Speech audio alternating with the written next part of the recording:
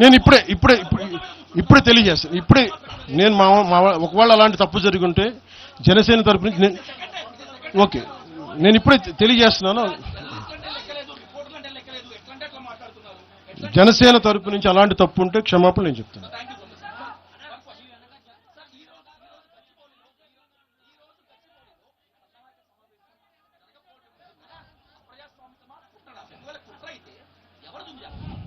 Sir, నేను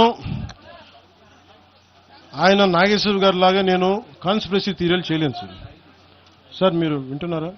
మీకు చెప్తాను. మీరు ఆగండి, ఆయన మాట్లాడండి. నేను విశ్లేషకులు చెప్పినట్టుగా ఒక వినని మాటల్ని నాకు ఎవరు చేశారు నాకేం తెలుసు సార్. అది దాని వెనక కుట్రుందా? ఒకటైతే ఉంది, ఈ సభ జరగకూడదని అయితే ఉంది. అది ఎవరికి ఉంది ఏంటో నాకు నిజంగా నాకు తెలియదు. దాని గురించి నిజంగా నేను బ్లేమ్ చేయనట్లా. కాకపోతే ఇది నా హక్కుని ప్రతిష్ఠిస్తున్నాను.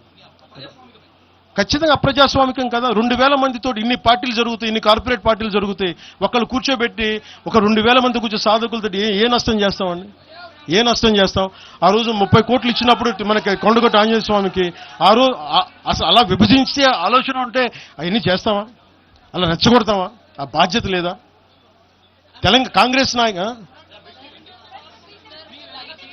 సేట్ మ్యామ్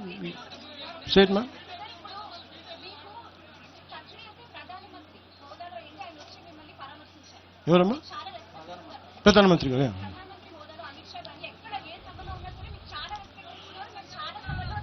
షూర్.